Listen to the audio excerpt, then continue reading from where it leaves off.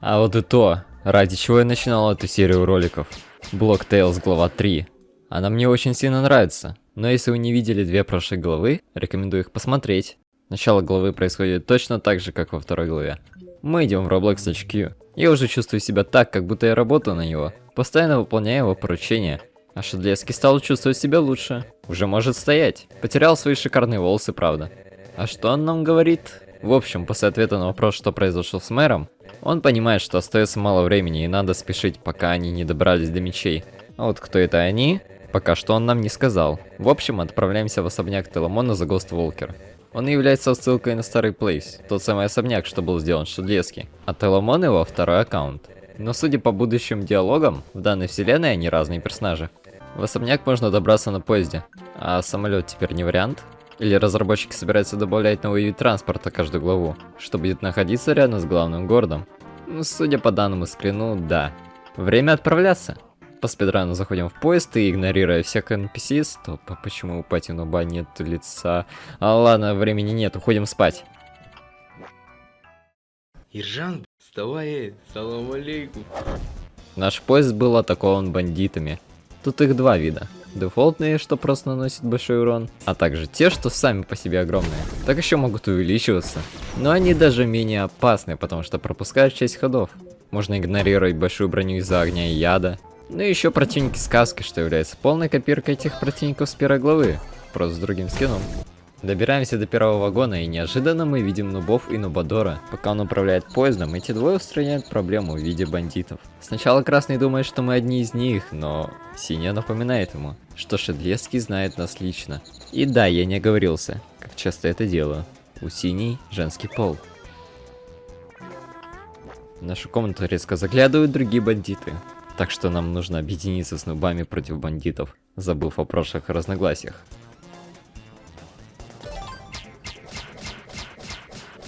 Мне не хватает. Окей. Понятно, надо было тебя бафать. Им не хватает. Блять. Я умер? Я еще не сдох. Я опять запутался в кнопках. Все, я сдох, прощайте. Я вообще успел себя скачать? Пиздец ты долго. Ты говоришь, что я не успел, я типа умираю, а у тебя еще 4 хп. Как Дора опускается до нуля. На, держи урон и не выебывайся. Синяя просит Красного поблагодарить нас. Но они справились норм, наверное. И к нам нахуй влетают два больших разноцветных нуба. Вырубая нубадора. Это родители этих двух нубов. Они натравили бандитов на поезд. А также они хотят отомстить нубам за их побег из семьи вместе со своим дядей. И потом еще раз дашь яд. Блять, у нее 3 удара. Бля. Понятно. Я понял, блять. Давай. Понятно. Используй айслегер. Да отстань от меня, блять. Блять.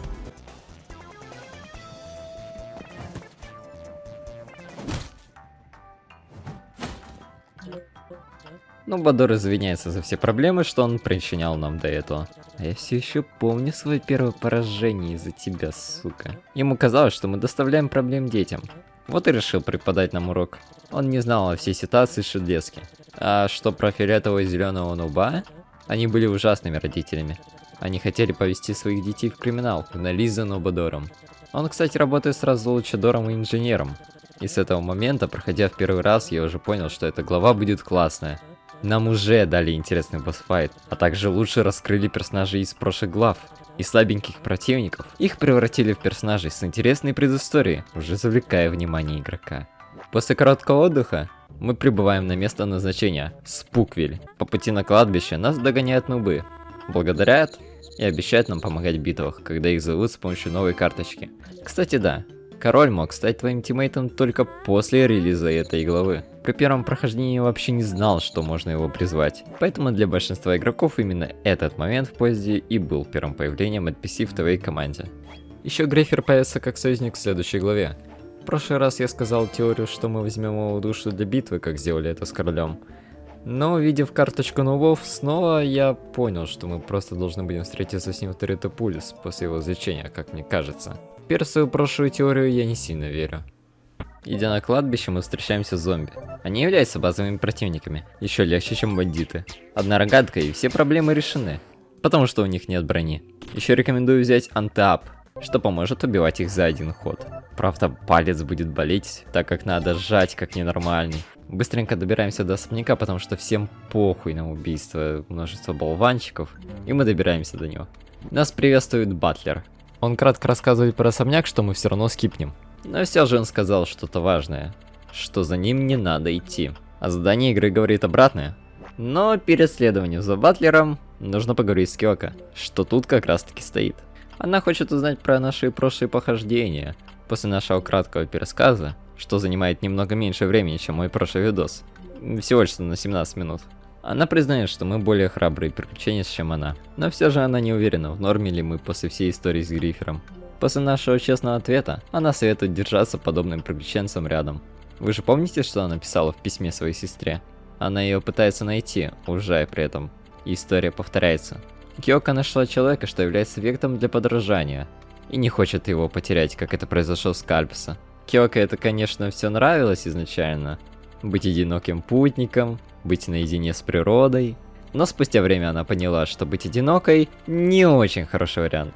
Она готова с нами поговорить и услышать нас, когда это нам будет больше всего нужно. Конечно, пока мы сами выслушиваем про личные проблемы тоже. После диалога нам рекомендуют исследовать особняк, что мы не делаем. Там почти ничего интересного нет.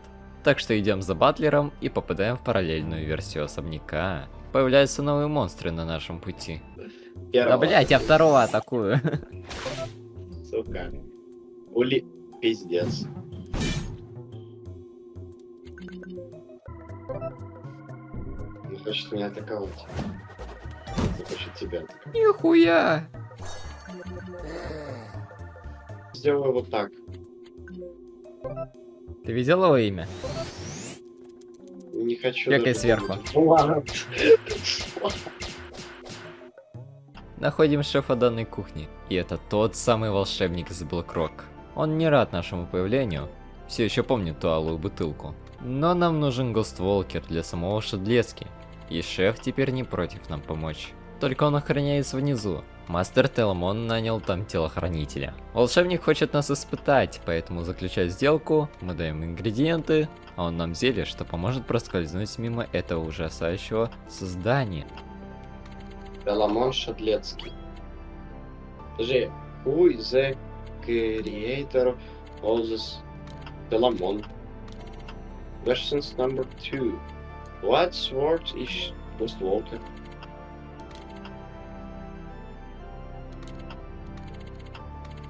The flowing problems. А, ну это повар работал. А, блять, погоди, стоп, это... Ёб твою мать, ёб твою. А, тут единственный ответ на вопрос. Я уж подумал, пиздец.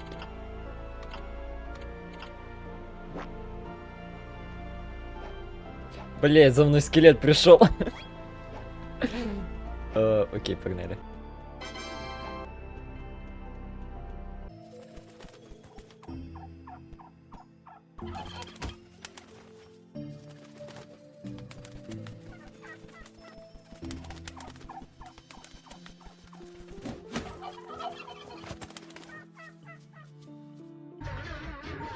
Вставай там, блядь.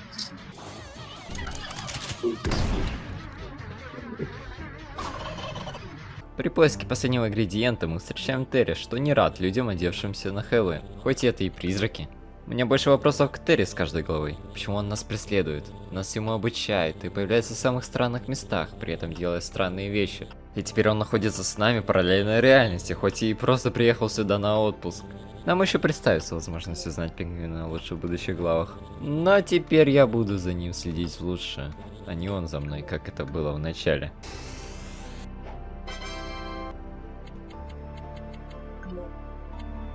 После возвращения к шефу со всеми ингредиентами, он нам дает взамен готовое призрачное зелье. что поможет перейти через ту преграду, которая, как удобно, находится прямо на конвейере. Но шеф не закончил разговаривать. Он предупреждает, что это опасно брать Гостволкер в руки. После того, как мы найдем меч, нужно предупредить шефа, чтобы он его безопасно обернул для нас. Нужно решить загадку с 4 статуями. Они обозначают 4 класса из игры Boss Fighting Stages. В игре уже есть 2 оружия, что обозначает 2 класса. Но пока что лука и молота в игре нет. Может, они в будущем появятся? В прошлой главе мы нашли улучшенный меч, что мы забрали у Бигфута. В этот раз мы находим Хайпербол, который охраняется тем самым телохранителем, Джейсоном. Он является отсылкой на различные появления в хоррор-играх Роблокса. По-моему, он был в Ария 51, но я не уверен. Поправьте в комментариях, если что. В Block Tales этот босс слишком простой с нашей прокачкой, да и сами атаки предсказуемы, из-за чего легко его контратаковать. Ну, мне по крайней мере. Влад еще имеет проблемы с этим. Проламываем пол и попадаем к тому самому мечу, за которым мы пришли. Время пойти назад и сказать шефу.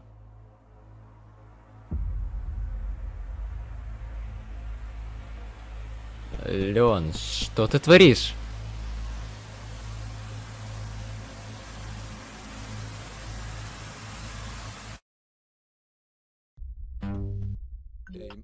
Но это был всего лишь плохой сон, или мы в него попали. В общем, у нас будет тот самый Билдермен, который ранее был похищен.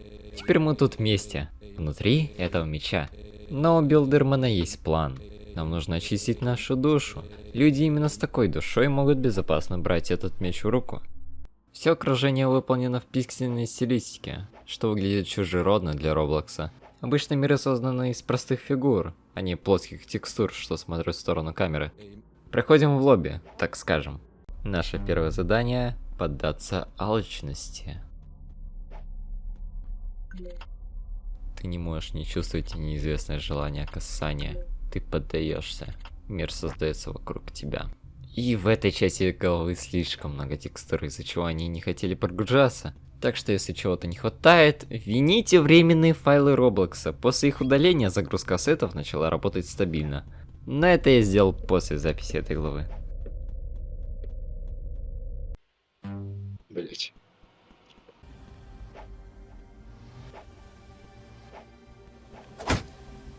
Тупик. Ой, я нашел путь. Do you know the way? Вот сюда вот. Do you know the way? You know the way?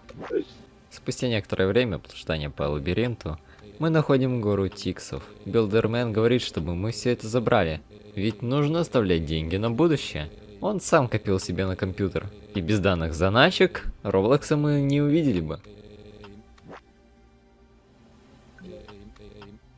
Мы богаты! Но уходит алчность. Мы попали в ее ловушку.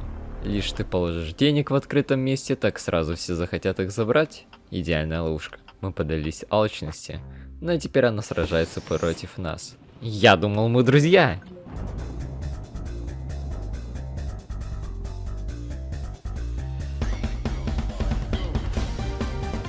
А, стоп, я тут залип на музыку. Саундтреки босс-файтов в этой главе слишком хороши. Наслаждайтесь другими треками в будущем, пока буду рассказывать про боссов. Про алчность не могу ничего интересного сказать, побеждается легко. Но она возникла не просто так. Не забывайте, что мы являемся типичным персонажем JRPG. В первую очередь мы хотим прокачаться и получать ресурсы. Для этого и придуман термин гринд, когда игрок в одном месте убивает монстров, пока не усилится достаточно. По этой причине могла появиться алчность у нашего героя.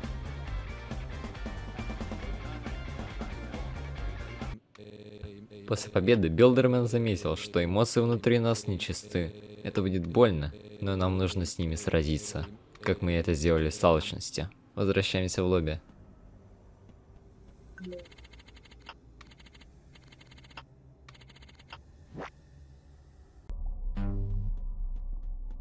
Ты не можешь не чувствовать неизвестное чувство потребности. Ты поддаешься, мир крутится вокруг тебя.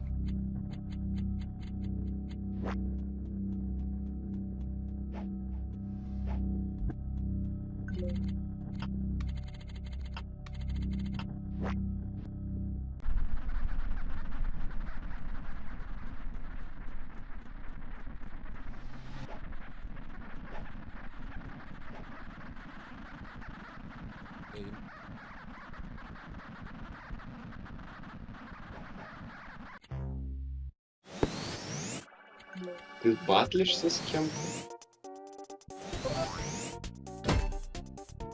А, ты этим атаковать будешь, блядь. Ну, слингшот не наносит урон по бронированным. Понял. Ой, блядь, я забыл.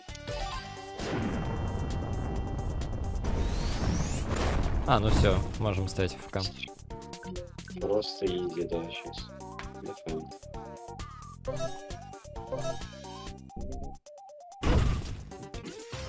Скорел просто.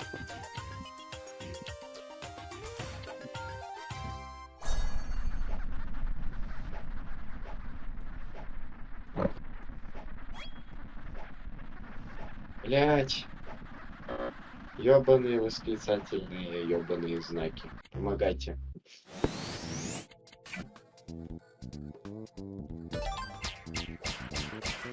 Для прикола СП потратить.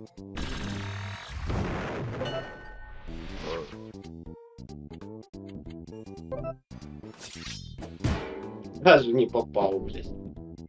Кстати, это вообще плохо, что не попал. Если они сейчас 4 урона нанесут, я бы добил. Блядь. Ну и ладно, я добью.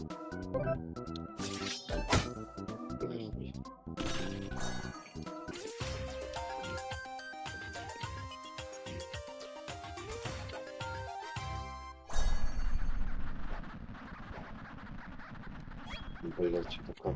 Черт. Ну, почему-то ожидал.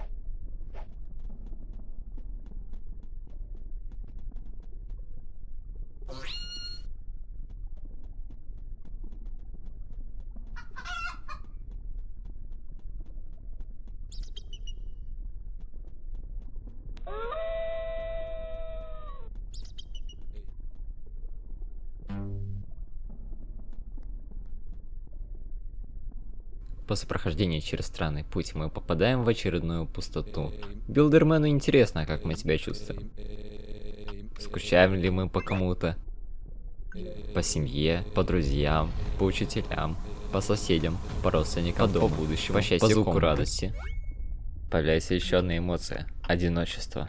Она смотрела постоянно в пустоту, но мы особенные. Но больше удивляется ему, Билдермену, что стоит сзади. Как будто одиночество уже давно знает его. Но смотря на его список друзей...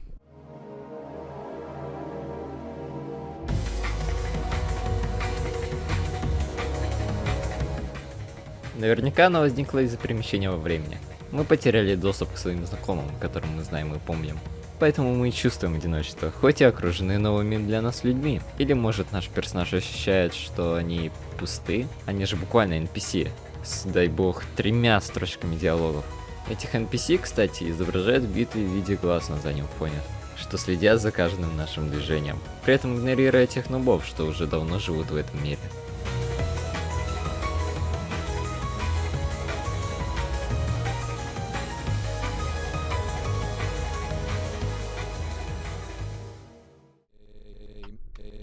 Мы уже выглядим слабыми. Осталась только одна эмоция, что нам мешает.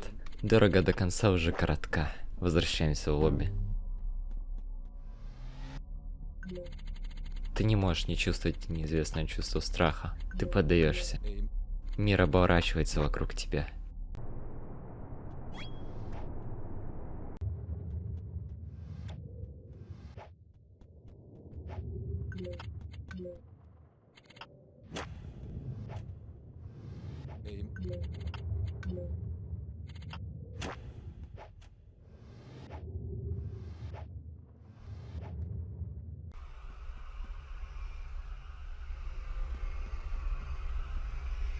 Он пытается вытащить нас отсюда, оберегает нас, но мы упорно это игнорируем, все дальше уходя в лес, направление выхода из которого все хуже и хуже видно.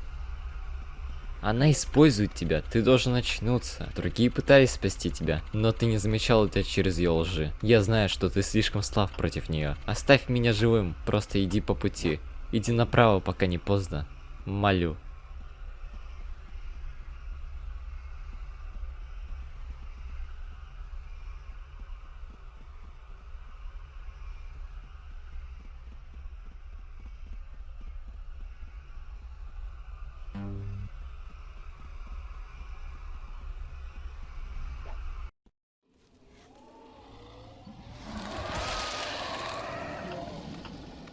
Страх пытался заставить нас уйти, но мы тут. С ней. Она использует нас. Страх пытается нас уговорить, но персонаж уже сделал свой выбор. Наконец он говорит, что это все было лишь, чтобы спасти нас.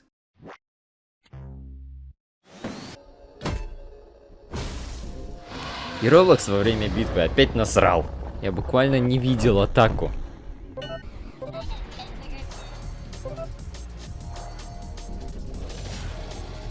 Пиздец, он такой такой. Блять, вы ебанулись, как от этого воротется? Делай что-нибудь, делай быстрее! Я не могу ничего сделать, у меня нету СП. Я ничего никак. Ты должен не был могу дефенд прожать хотя бы!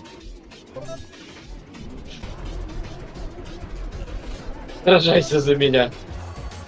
Предмет используй на мне.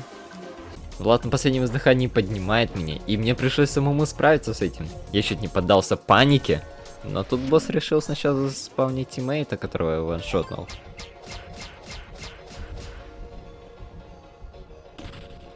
Потом вытащить неплатные навыки.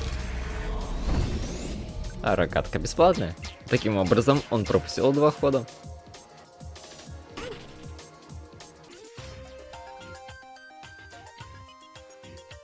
Мы победили битву, но не с тем мы сражались. Страх был прав, нам стало только хуже. Даже когда душа была полностью очищена, чиста, открыта, слаба, искажаема, беззащитна, обнаженна, восприимчива, уязвима.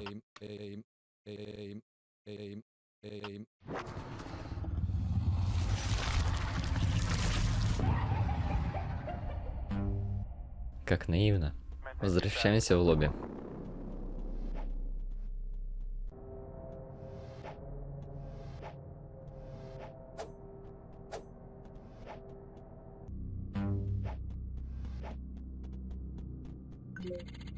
Ты чувствуешь, как ты улыбаешься. Не управляй этим. Ты поддаешься. Мир крутится вокруг тебя.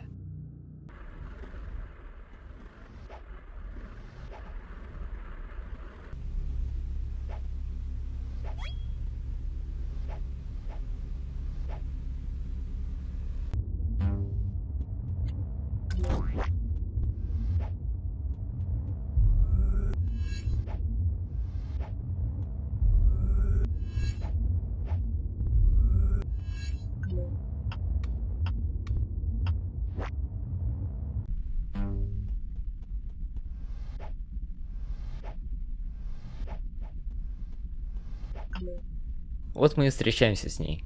Ненависть. Блять, опять Роблокс насрал. Ладно, не думай, что это будет большой проблемой. Все равно в катсцене ничего путного не говорится.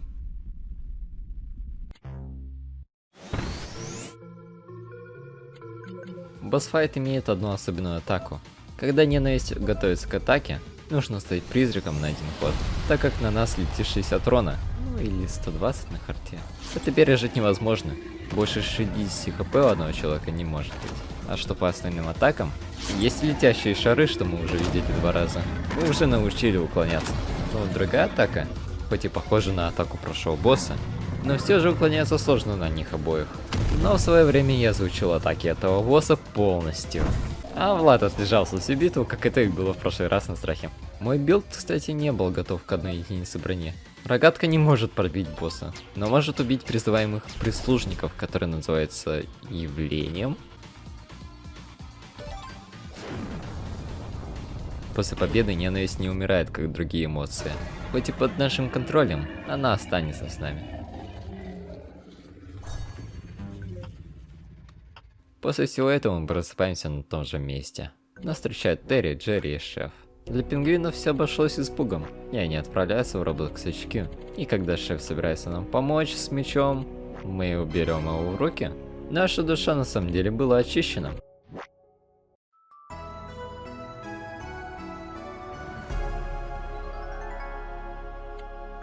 Если подойти к шефу, можно и готовить различные блюда из имеющихся ингредиентов.